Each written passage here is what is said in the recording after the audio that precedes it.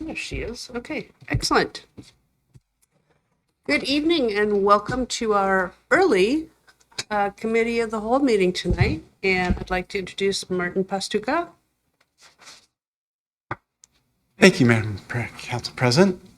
Council members, I'd like to introduce Linda Knight and Lauren.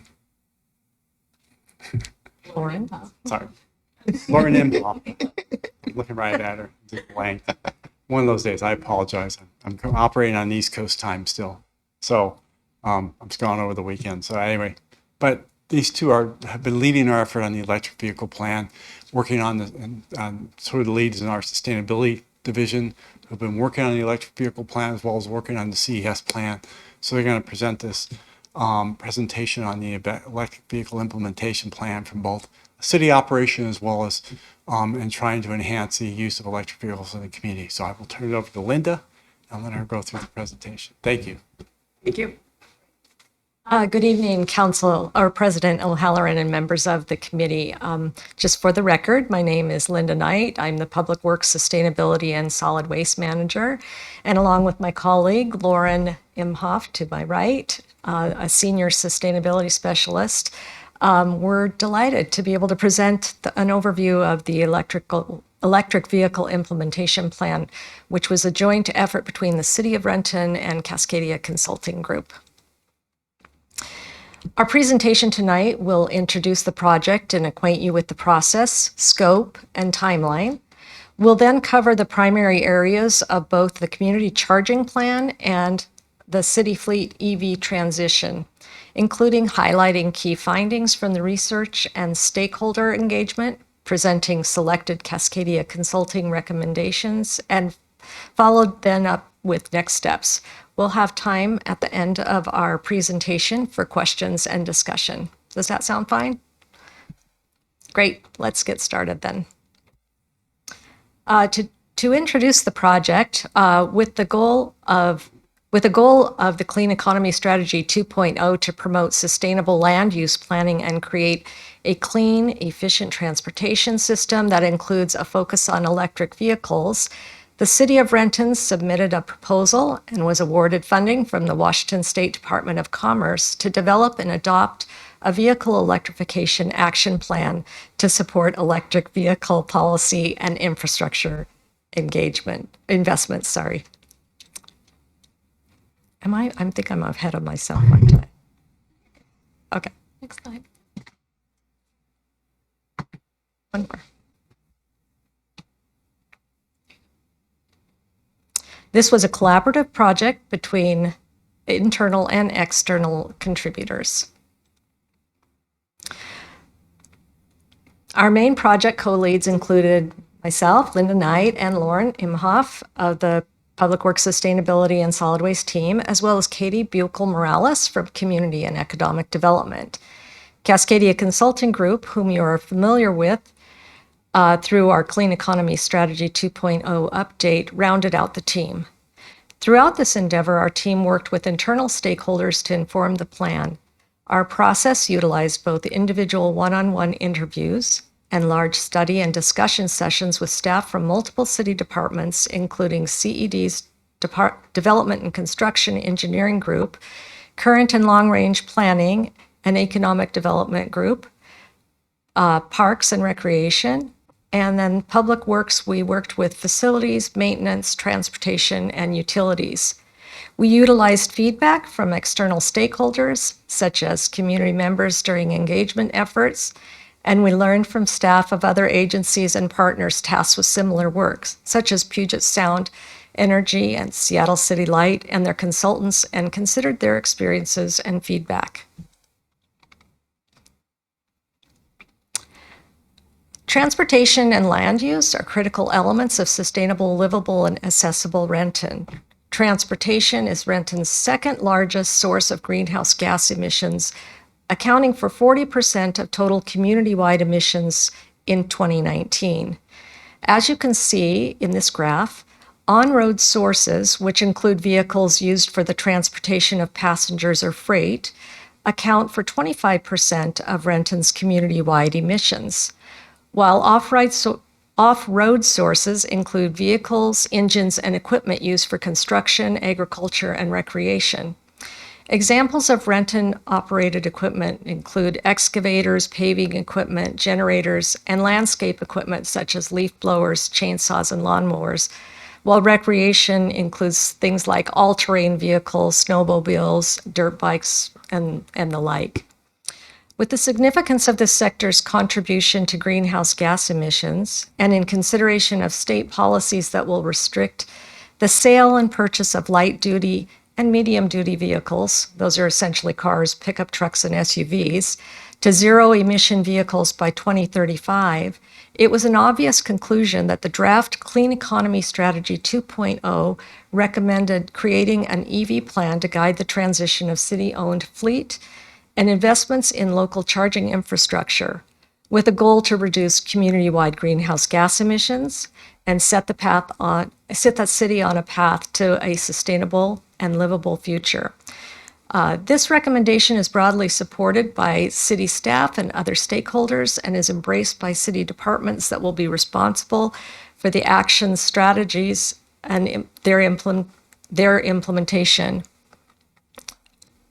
As mentioned earlier, this EV implementation plan is identified in the draft Clean Economy Strategy 2.0, which is planned for adoption this year.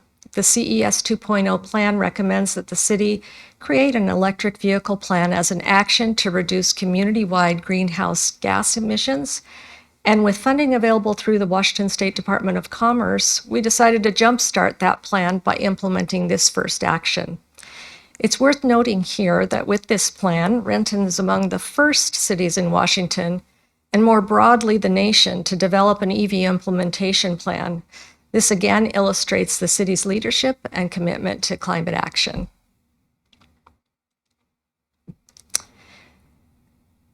The EV implementation plan is broadly organized around two components, one centered around community-wide EV charging policy and infrastructure, and the other focused on a city fleet transition to EVs. Cascadia Consulting and the city agreed on the following scope of work. For the community charging plan, we're identifying existing EV charging opportunities in Renton. It's important to understand the existing landscape before infrastructure investments are made. We also looked at where is the infrastructure working, where are there gaps, what do we anticipate for the future growth in this technology. We also decided to include where should we best locate and prioritize new EV charging opportunities for public use. So in this category, we're looking at where do we build new infrastructure, where's the greatest demand, what's the lowest hanging fruit. And then lastly, researching the feasibility, barriers, and resources for adding new EV chargers in Renton. For the city fleet transition plan, the scope of work included identifying the current city fleet with key details such as miles per gallon, model year, service life, and cost of the vehicle. We also outlined that we needed to have an EV market assessment completed. We needed to research site feasibility and needs, as well as identify available resources for adding new EV chargers. And we needed to develop recommendations for a strategic city fleet transition. This slide just shows, I need to advance and our project timeline. Cascadia Consulting Group commenced work on the Renton electric vehicle implementation plan in December of 2020, completed by June of this year. It was laid out over roughly 6 months of the project. You can see from this graphic that, as with most plans, the initial work conducted in phase 1 is investigative in nature, reviewing plans and policies, surveying the community landscape and perspectives, as well as related to electric vehicles, conducting literature reviews of successful and sometimes not so successful programs, interviewing project managers, etc. The middle phase of the project continued the research, but honed in on Renton's needs and best management practices for community chargers, met with staff to understand barriers and opportunities and to discuss priorities. It also developed and implemented the community workshops, assessed EV models currently on the market, and drafted criteria for fleet transition. And then moving into the last phase of the project, this was to consider all of the learnings from the first two phases and to begin to put the plan together, including mapping charging infrastructure opportunity areas within the scope of city-owned properties. It also included analyzing the current fleet using the criteria established in phase two, and then drafted the plan and its recommendations.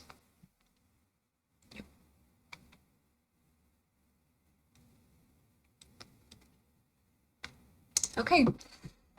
So the community EV charging section of the plan identifies areas for the city to install publicly available EV charging stations and recommends high-level next steps. This section of the plan is intended to guide the city in siting charging stations independently, while also recognizing that opportunities to work in partnership with other public and private entities to site and install charging stations may also arise. The goals of this component are to meet the demand for EV charging, to encourage public transition to EVs, and reduce any barriers to EV adoption. What the plan does not do is address management and maintenance of EV chargers, recommend incentives or specific strategies to promote community EV adoption, or provide detailed feasibility studies that are site-specific. Community engagement was a key element of the community EV charging plan that helped us to understand our community's interest in EV and where the Renton community lands on the continuum of community-wide adoption of the technology and its practices. 3 primary engagement opportunities were offered to the community. The first opportunity combined both a survey and a mapping exercise through the online platform Social Pinpoint, which you can see on the right-hand side here. The Social Pinpoint landing page provided community members with an opportunity to learn about the EV charging plan and gave instructions about how to use the mapping tool. People could choose to interact with both elements of this engagement opportunity, or choose to just do the survey or just do the mapping exercise. The survey and the mapping were active on Social Pinpoint from March 6th through March 31st of this year. The survey aimed to understand the priorities and concerns as they relate to EV charging, and the interactive mapping tool aimed to understand where there's a need for EV charging stations within the city and where there may be broken chargers. Overall, this was a popular engagement tool that provided great information, and it also illustrated to us how this tool could potentially be used in future engagement opportunities. We had 381 total visits, 161 unique visitors, 111 map comments, and 116 survey responses. During our Social Pinpoint survey and mapping exercise, we learned about the community's thoughts on EV in Renton with comments such as, I want free level 2 charging at all public locations, and that we should place chargers near amenities that they would already be visiting. We acquired statistics on general viewpoints, such as 33% are interested in an EV, but not as their next vehicle. We had 25% who said they would consider EV for their next vehicle, and 22% of the survey respondents said that they have no interest in ever owning an EV. We also learned about the community's thoughts on barriers to EV charging and ownership, such as lack of available chargers, difficult logistics of charging, high cost of charging and ownership, and restricted vehicle range. In addition to the survey and mapping opportunity, we also hosted a virtual community workshop on May 4th. There were 8 community participants, and while this isn't a huge number, those that participated were highly engaged and provided really valuable feedback on topics such as confirming locations of EV chargers, if they had noticed broken chargers, where they would like to see EV chargers, and their general local EV charging experience. Earlier in this presentation, we discussed key findings for general investment in EVs, such as wanting to reduce the overall emissions from vehicles in Renton. But I do want to quickly discuss the key findings on the survey data that specifically addressed EV chargers in Renton, which are the findings on the right-hand side of the slide. Cascadia's process found that there are some EV chargers in Renton already, most of which are functional and accessible. There are 45 publicly available charging stations, and a charging station can house multiple chargers at one. So there's 45 available charging stations, 143 chargers individually in Renton. The majority of the chargers in Renton are level 2, which can replenish between 12 and 80 miles of range per hour of charge. Most chargers in Renton, about 89%, have J1772 plugs, which is the plug that you'll see for most level 1 and level 2 chargers. Pretty much all vehicles except for Tesla, who has their own specific plug. But there is potential for Tesla to, or we've heard reports that Tesla is potentially making some of their chargers available to other vehicles in the future. Again, and then 10% of the total EV charging stations that appear on the online applications for EV drivers are slow, broken, or not actually publicly available, even though they said that they were.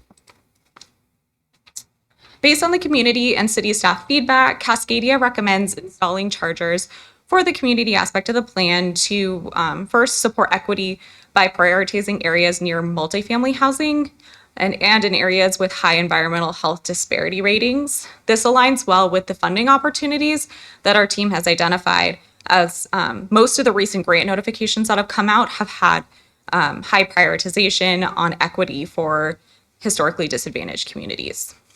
Second, supporting EV chargers at points of interest for the community, particularly in commercial areas that can support retail and local jobs. Support for charging in commercial areas not only supports local businesses, but also provides shelter for people who are actively charging their vehicle, gives them a place to go so they don't necessarily have to sit in their car the whole time. The plan also recommends installing chargers at city-owned properties for ease of installation, including publicly accessible city buildings, parks, parking lots, and rights-of-way. Okay, so transitioning into the next part of the plan, which was our city EV transition plan. This was developed to provide recommendations for a strategic phased transition of the city fleet from gasoline-powered vehicles to EVs. It summarizes information about the current city fleet, lists potential EV options, and includes a decision-making tool to identify candidate vehicles for transition. In phase 1, Cascadia wanted to gain a better understanding of the current landscape. And to do this, the city provided data to the consultant about our fleet, including make and model, city-defined type, department, odometer reading, cost, and service life. Based on the data, Cascadia summarized the fleet by key factors expected to be relevant for transitioning to an all-electrified fleet. In phase 2, they gathered priorities for a path forward, including researching infrastructure needs, developing available and upcoming electric vehicle models, and developing their criteria. And then lastly, in phase 3, they analyzed the criteria and made their recommendations. So Cascadia made a point to have multiple conversations with staff members throughout the city to learn about their experiences with EV infrastructure and benefit from staff expertise and problem-solving approaches.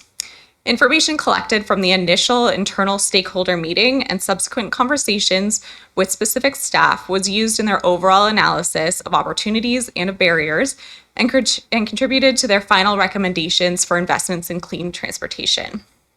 On April 11th of this year, Cascadia hosted a virtual meeting with key staff members from CED, Transportation, Facilities, and Parks and Recreation. Their goal of this meeting was to gain a better understanding of whether they missed any critical information during their own research and document review for the fleet transition plan. They facilitated a conversation about the current state of EV planning at the city, the proposed charging site selection process, and how city priorities guide the site selection. In addition to this more formal, robust internal stakeholder meeting, Cascadia also met with smaller groups throughout the process and had multiple points of contact with city staff, such as Ron Kaler from our Public Works, or such as Ron Kaler, our Public Works Fleet Manager. These smaller meetings were hosted to gain vital information from staff, an example being a meeting to review and comment specifically on the criteria that would be used in this fleet EV transition plan.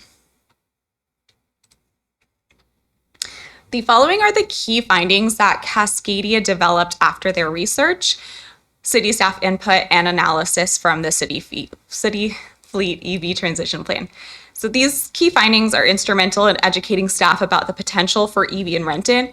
However, as city staff, we recognize that we need to gain a better understanding of specific departmental needs before moving forward with any of these recommendations. For example, we would further evaluate the practicality of transitioning police vehicles before any formal recommendations would be made. Staff acknowledge that issues such as police vehicle upfitting, including reliable computer access, other communication tools, light bars, demands on battery life, are vital to understanding and considering before officially recommending any transition of policy or of any transition of police vehicles to electric models. One option that could be evaluated is implementing a pilot of this segment of the city's fleet to test reliability, speed, battery life, etc., as to assess overall performance capability and identify any specific needs for the future. So with that in mind, through their own process, these are the findings that Cascadia had. 60% of the fleet are viable candidates to transition to EV within the next 5 years. The most common types viable to transition are pickup trucks, standard SUVs, and police vehicles. And then 38% of Renton's fleet is recommended for transition by the start of 2027. Cascadia recommended a phased approach to transition the city fleet to EV, which is listed here. While these recommendations may appear aggressive, we recognize that the current landscape of the EV supply is limiting, and staff agrees that the first order of business is to begin our transition with a purchase of 2 electric vehicles to position the city to take advantage of a current Puget Sound Energy Incentive Program that would allow us to leverage our investments and to model the behavior we're asking the public to do for the adoption of this technology. So importantly, they also suggested a reassessment of the market in 2025 when EV supply is expected to have increased significantly and costs to have started to level out. So we wanted to end our presentation by letting the council know what lies next for our EV implementation plan. Our team is actively working on aspects of transitioning the city to an EV-friendly landscape using the EV implementation plan findings and recommendations to determine how we integrate more electric vehicle charging access into Renton. Next steps, we will be coming back in a more formal process to council for approval of the draft plan. We look forward to introducing this at a future council meeting through the agenda bill process. And then we'll move forward with plan implementation. Oops, sorry, go back. We've already applied for a competitive $1.5 million Department of Transportation charging and fueling infrastructure grant. This proposal, if awarded, will provide funding to expand EV charging with the installation of 4 DC3 chargers at the Renton City Center parking garage, as well as pilot 4 new light pole chargers, primarily in the Sunset Highlands neighborhoods and business district. It would also fund an in-depth feasibility study for select city-owned properties and would provide public education about the investments that the city has made. We've also identified funding for EV plan implementation. Our team's actively working to identify funding opportunities to help offset the investment cost of increasing access to EV charging infrastructure, as well as transitioning our city fleet. We're currently looking at the Washington Department of Commerce has a grant, as well as Washington Department of Ecology for EV infrastructure. And my teams, we're doing a lot of background work first, but we're actively working on putting forth proposals for each of these grants. Both are competitive, so you never know whether you're going to be successful or not. So we're hedging our bets by going after both of them. We've also been working with staff from Puget Sound Energy. They have some incentives for cities to take advantage of through their Up and Go Fleet program. One of the requirements of participating and having access to that program is for the city to have already purchased 2 electric vehicles. We don't need to have the electric vehicles in our possession. We just need to show that we have an invoice supporting that. And that's sort of in recognition that the supply chain is a little bit rough right now. And then we're also looking at a potential, this is through the federal government, commercial clean vehicle tax credits. And well, I'll just mention one more thing that we're looking at a grant for. It isn't for on-road or electric vehicles, but it goes to that 3% of the transportation greenhouse gas emissions from non-road vehicles. Those are the things like construction equipment, lawn blowers, leaf blowers, chainsaws, and the like. And I just wanted to let you know that we're also pursuing a program and grant to start transitioning the city's maintenance equipment away from gas-powered, hoping to be able to highlight some of this in some of our parks and use that to, I guess, educate the public that we're really interested in a cleaner environment where their kids can play and live a healthy life. So, while not exactly electric vehicle implementation or fleet transition, it still has some related greenhouse gas emissions benefits for us. And with that, we just want to thank you for listening to our presentation, and we're excited about this plan, and we look forward to your questions. President. So I was happy to look at this and see that there's forward progress here. One thing that, and thanks for the presentation. I guess we're supposed to say that. I was actually surprised, and maybe it's too early in the process. I was surprised that there wasn't much in the way of an economic analysis of, when looking at switching over to EV, whether it be fuel savings, maintenance for internal combustion vehicles and things like that, and then comparing that also to, and then that's on a fleet transition, but also when you talk about charging stations, of course, everybody wants free charging stations, and I don't know when the last time I saw a free gas station, but and to really kind of put things in perspective as to what would that look like from a standpoint of how many, what can the city sustain as far as free charging, costs associated with that versus the savings they get there. Is that economic analysis? I know it's about sustainability and that sort of thing. Is that aspect kind of coming in this whole consultant type of layout or what? Contained in the existing EV implementation plan, and the EV implementation plan does really concentrate on what the city can do to build out infrastructure and transition its own fleet. But we do anticipate, as we move forward with some of the elements of the implementation plan, partly we were limited in scope and we were limited in amount of time. This was being funded through the Washington Department of Commerce grant. But we do recognize that there are multiple extra steps that we will do internally as a city group, planning group, to look at all of those questions of what does it look like in terms of what are the cost benefits of transitioning early over to EVs versus retaining our existing fossil fuel powered fleet. So those are some, you mentioned the cost analysis. We will look at that, and part of it is as time moves forward, we hope to see the cost of electric vehicles come down as there are more electric vehicles on the market and more demand for it. It's clear that the state has adopted legislation, policy that is phasing out fossil fuel vehicles, and this is our future, is moving into electrifying fleets and kind of our communities in general. But there's still a lot of unanswered questions that we'll be looking at and analyzing as we move through each of the component parts of the implementation plan. Fair enough.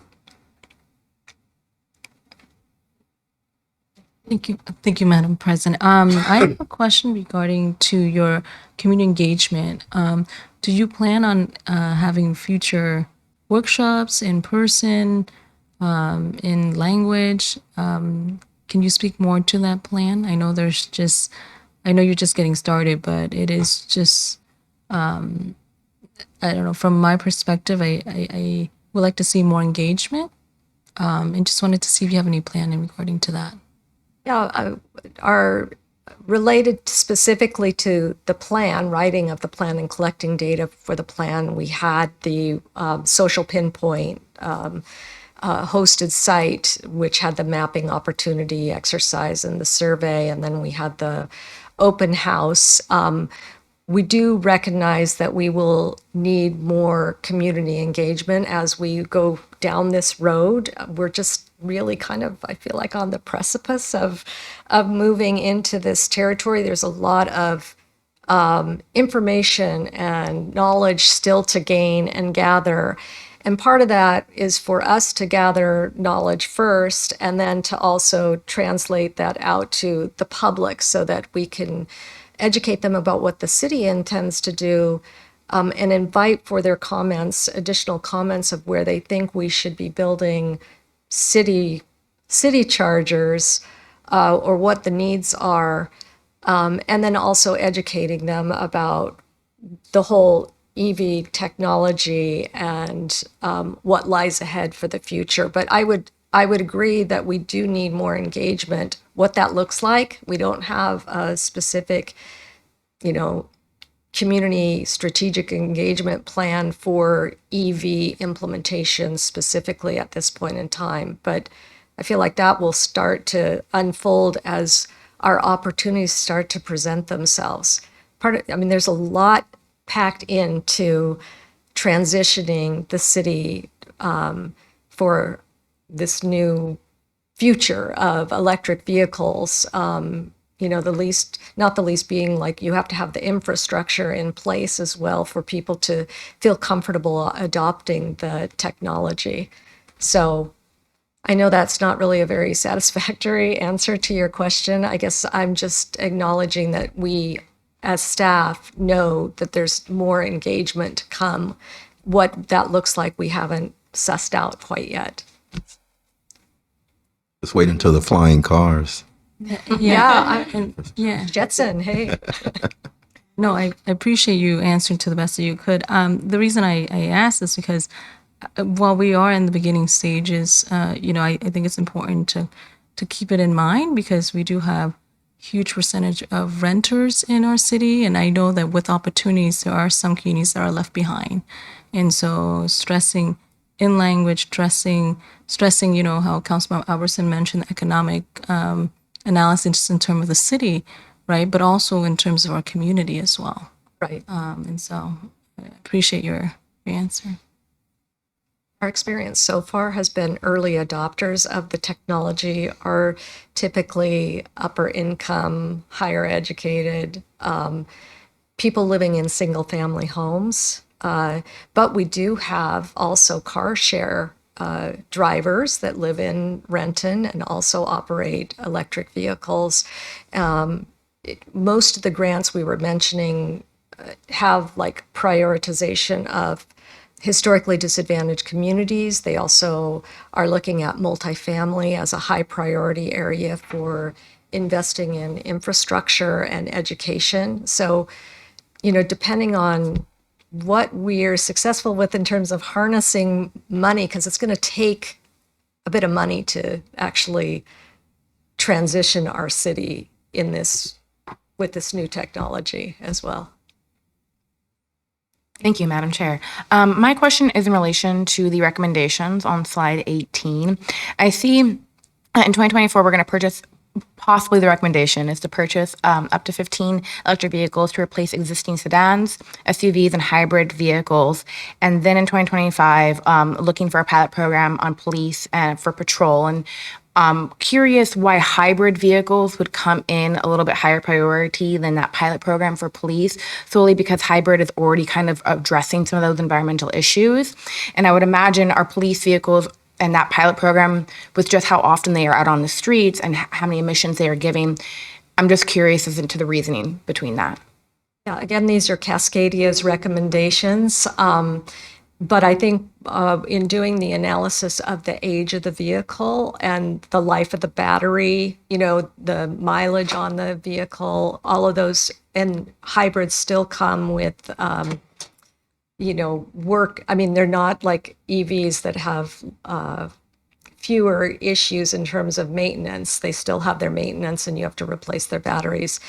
My guess is that entered into the equation for their decision to place hybrids possibly before police, plus all of the other issues that we identified in police SUVs in terms of the reliability, the ability to support all of the whatever they refer to as upfitting of a police vehicle, to kind of pull the police into the new world of EVs as well, in terms of making sure that it's reliable. The pilot program was kind of like our idea of like, maybe that's a way that we can transition police vehicles faster. I probably got a little bit off target with your question. No, you're right on target. You're doing great. I know, I appreciate it. So I think as we look at the EVs, we're really interested in getting our two vehicles so that we can really leverage some of the other programs out there. But beyond the two vehicles, it's going to be an ongoing conversation with multiple players in the city to talk about what makes sense, what the market is showing us in terms of availability of vehicles, what the cost of the vehicles is, what do we actually need in our fleet? That's another question. How we conduct our business now virtually with a lot of services. We aren't driving to meetings in Seattle and across the county, so those might also inform how we actually transition some of the electric vehicles in our fleet. Again, these are Cascadia's recommendations, and I think in Lauren's part of the presentation, we acknowledged that staff is going to be looking at a lot of the different considerations before we make those leaps into purchasing. Thank you. That was a very good answer, and I appreciated your presentation very much. I'm looking forward to that pilot program. Oh, thanks. Oh, I guess we're on for the pilot program, Mark. Yes, thank you, Madam Chair. First, I want to say I really do appreciate the presentation. Truly, the data here is really, really informative, and I appreciate the steps that we're taking. I think the thing you shared that stood out to me was that this is one of the first of its kind, and so I think that's something really to be proud of, and just wanted to call that out.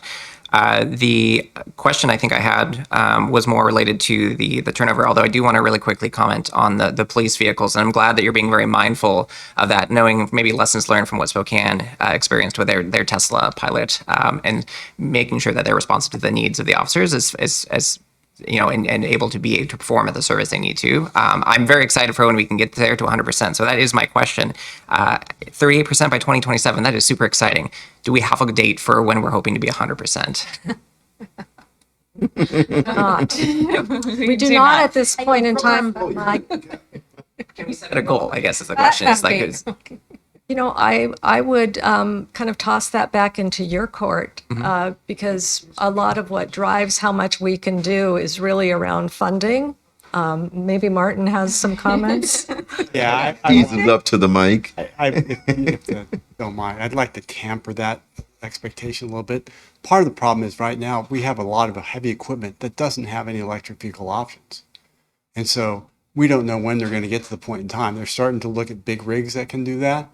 But again, it's having vehicles that handle the type of loads we have, the Vector trucks, street sweepers, the heavy dump trucks, all those things that the diesel engine provide that level of power and drive that they need. It's going to take some while to transition that. So rather than saying we want to be 100% by this time, it's really difficult to pinpoint that based on the market and what the evolution of the electric vehicle is going to be. I think we can probably talk about sort of our SUVs and our small sedans, those sorts of things. We can talk about a goal for 100%. But because we know those vehicles are going to exist, both exist now and into the future, we just don't know what the heavy equipment market's going to do and where it's going to be at. I appreciate it. I wasn't meaning tomorrow. I was just trying to get ahead of Mr. Flying Cars over there. We have 5 minutes left if there's anything more, or we can... All done? Thank you so much. This is very exciting. It's wonderful to see an opportunity to get a red check mark on one of our first action items coming out of the clean economy strategy. It's truly very exciting for the city, very exciting for us on council, and it's as Ed always likes to say, anytime we can get money coming in the door with our efforts, that's a good thing. So, Yes, totally support that. thank you. And we look forward to bringing the plan back for a more formal approval from you. Thank you. Thank you. Thank you.